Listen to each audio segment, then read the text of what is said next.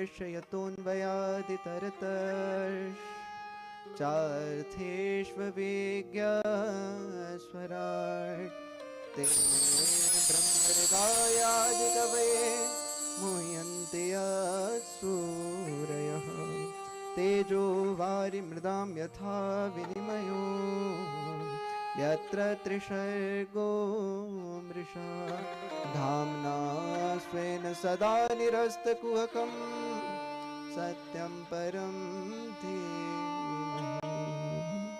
व्यास जी महाराज ने प्रथम श्लोक में सत्य को प्रणाम करा है।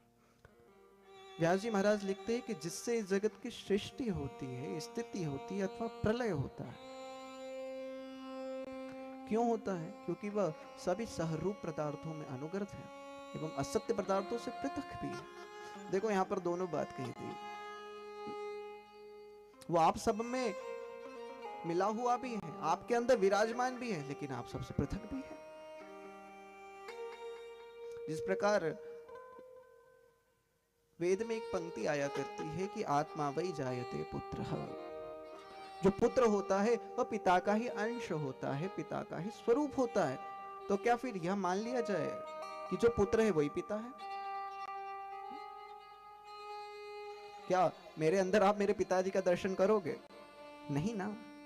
उनका अंश होने पर भी मैं उनसे अलग हूं, परंतु हूं तो उनका ही अंश। उसी ही प्रकार हम सब भी उन परम पिता परमात्मा के अंश है, परंतु है उनसे पृथक। यही श्रीमद् भागवत में उन्होंने लिखा है, जो सहरूप पदार्थों में अनुगत है, असत्य पदार्थों से पृथक है। और क्या कहा कि जो जड़ नहीं है, जो चेतन है, जो चैतन्य स्वरूप है, जो परतंत्र नहीं है, स्वयं प्रकाश है, उनको किसी से भी प्रकाश उधार लेने की आवश्यकता नहीं पड़ती, बल्कि जो समस्त जगत को प्रकाश दे रहा है वो भगवान सूर्य को भी जिसने प्रकाश दिया है वह भगवान। प्रत्युत जिन्होंने केवल अपने संकल्प मात्र से ब्रह्मा जी को सर्व वेदों का ज्ञान करा दिया था, केवल संकल्प मात्र से। और जैसे हमें सूर्य रश्मियों में जल का, जल में स्थल का और स्थल में जल का भ्रम होता है। हम कभी रास्ते से किसी हाईवे से जा रहे होते हैं तो हमें दूर देखकर ऐसा लगता है कि वहां पर जल भरा हुआ है। या किसी रेगिस्तान में जाते हैं तो वहां पर हमको जाकर ऐसा लगता है कि जल हैगा। या समुद्र में आप यदि यात्रा करोगे तो वहां पर हमको देखने को मिलता है कि वहां पर कुछ स्थल है, कोई समतल भूमि है।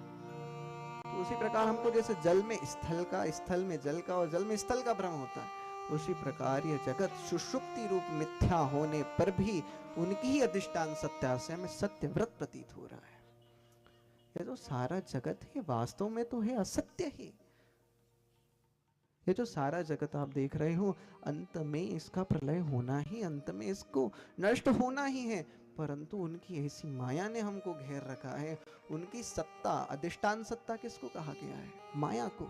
उनकी माया ने हमें ऐसा घेर रखा है कि हमको पता है कि असत्य है, परंतु हम ये मान ही नहीं रहे। उनकी अधिष्ठान सत्ता से ही हमें सत्यव्रत प्रतीत हो रहा है। और जो उस माया के भी पति हैं, जिनके कारण हमें ऐसा भ्रम हो रहा है, उन परब्रह्म परमात्मा, उन सत्य स्वरूप परमात्मा को हम प्रणाम करते हैं।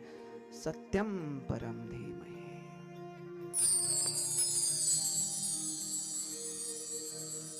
महामुनि व्यासदेव के द्वारा निर्मित श्रीमद् भागवत महापुराण में 18,000 श्लोक है। कितने? 18,000। 12 स्कंद है एवं 335 अध्याय है। इन सब के सम्मिश्रण से ये श्रीमद् भागवत निर्मित हुई है। एवं निगम कल्प तरोर गलितम फलम शुक मुखाद अमृततव संयुतम पिबत भागवतम रसमालयम मुहुरहो रसिका भुवि भावुकाः। यह श्रीमद् भागवत महापुराण निगम रूपी वृक्ष का पका हुआ फल। निगम कहते हैं कल्प वृक्ष को, निगम कल्प। तो एक कल्प वृक्ष का पका हुआ फल है। ना इसके अंदर छिलका है ना गुठली है, त्याज्य इसके अंदर तनिक भी नहीं है। इसमें केवल रस ही रस है, रस ही रस है। आपसे जितना बने इसको बस पीते जाओ। मूर हो रशिका भुवि भावुका, इसको बार बार मुँह मुँह मुँह मुँह पाट इसका पान करते रहो। जितना पान करोगे उतना आनंद आता जाएगा। ये श्रीमद् भागवत महापुराण, जैसे मैंने कहा था कि शौनकादि ऋषियों ने सर्वप्रथम सुनाई थी। यहाँ पर भी वापस से वही श्लोक आता है, नेमिषे निमिष क्षेत्रे ऋषिः शौनकादयः सत्रम स्वर्गाय लोकाय सहस्र सममासत। यहाँ पर शौनकादि ऋषियों ने उनसे कुछ प्रश्न करे। उन्होंने प्रश्न करे कि किम श्रेय शास्त्र सारः, सब शास्त्रों का सार क्या है। यहाँ पर फिर से प्रश्न आते हैं। एक तो पद्म पुराण ने प्रश्न आ गए और इसके बाद श्रीमद् भागवत के यहाँ से वास्तविक प्रश्न प्रारंभ होते हैं, जिसके माध्यम से श्रीमद् भागवत में जो भगवान की मधुर मधुर बाल लीला है उसका उद्गम होता है। तो किम श्रेय शास्त्र सारः, समस्त शास्त्रों का सार क्या है, अथवा कह स्वावतारः प्रयोजनः, अथवा भगवान ने जो भी अवतार ग्रहण करे हैं उन अवतारों को ग्रहण करने का उनका प्रयोजन क्या था। किम कर्म केवताराश्च, उन्होंने उस अवतार में कौन कौन से कर्म करे हैं, अथवा उनके कितने अवतार हुए। एवं धर्म कम शरणम गतः, जब भगवान श्री कृष्ण इस धराधाम को छोड़कर चले गए थे तब धर्म किसकी शरण में गया। इस प्रकार के प्रश्न यहाँ पर उन्होंने शौनकादि के प्रश्न सुनकर रोमहर्षण के पुत्र उग्रश्रवा को बड़ा ही आनंद हुआ। उन्होंने उनके प्रश्नों का बड़ा ही आदर करा एवं सर्वप्रथम अपने पूज्य गुरुदेव श्री सुखदेव जी को उन्होंने यहाँ पर प्रणाम करा है। यम प्रव्रजन्तमनुपेतमपेत कृत्यं द्वैपायनो विरह कातराजुहाव पुत्रेति तन्मयतया सर्वोभिनेदुष्टं सर्वभूतहृदयं मुनिमानतोऽस्मि यस्वानुभावमखिलश्रुतिसारमेकम् अध्यात्मदीपमदितितीर्षताम् संसारिणां करुणयाः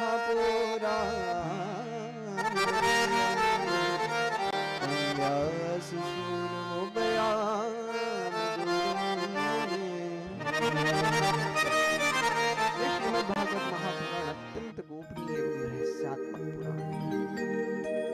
यह श्रीमद् भागवत महापुराण भगवान के स्वरूप का अनुभव कराने वाला है एवं अध्यात्म दीप को प्रकाशित करने के लिए अद्वितीय है। सबसे पहले नारायणं नमस्कृत्यं नरं चैव नरोत्तमं देवीं सरस्वतीं व्यासं ततो जयमुदीरये। नर नारायण ऋषियों को, सरस्वती देवी को अथवा श्री व्यास जी महाराज को प्रणाम करके श्रीमद् भागवत की जय जयकार करते हुए इसको प्रारंभ करना चाहिए। बोलो भागवत महापुराण की जय। देखिए, मनुष्य के लिए सर्वश्रेष्ठ धर्म वही है जिससे भगवान श्री कृष्ण के प्रति प्रीति हो, भगवान श्री कृष्ण की में प्रति भक्ति हो, पर भक्ति भी ऐसी होनी चाहिए जिसमें किसी प्रकार की कामना ना हो और जो नित्य निरंतर बनी रहे। ऐसी भक्ति का अनुभव करके मनुष्य कृतकृत्य हो जाया करता है। देखिए, धर्म का फल है मोक्ष। आप धर्म करोगे तो आपको मोक्ष प्राप्त हो जाएगा, परंतु उस धर्म के कार्य से यदि आप धन अर्जन करोगे, अर्थ की प्राप्ति करोगे, तो वह उसका फल नहीं है। उसका अर्थ प्राप्त करना उसका फल नहीं है। अर्थ का कार्य है सत्संग में लगना, सत्कार्य में लगना। भोग विलास करना उसका फल नहीं है। और भोग विलास का भी फल इंद्रियों को तृप्त करना नहीं है, उसका प्रयोजन है केवल और केवल जीवन निर्वाह करना। और इस जीवन का भी फल केवल और केवल तत्व जिज्ञासा है, भगवान को जानना है, और अन्यत्र विषयों में लगना इसका फल नहीं, इसका कार्य नहीं है। यहाँ पर प्रश्न उठेगा कि तत्व किसको कहते हैं। संत लोगों ने तत्व की बड़ी सुंदर व्याख्या करी है कि वदन्ति तत्तत्त्वविदस्तत्त्वं यज्ञानमद्वयम् ब्रह्मेति परमात्मेति भगवानिति शब्दते। कि तत्व क्या है जिसको ज्ञान के द्वारा जाना जाए, जो ज्ञान के द्वारा जाने चाहते हैं, जो केवल चिंतन का विषय है, मनन का विषय है।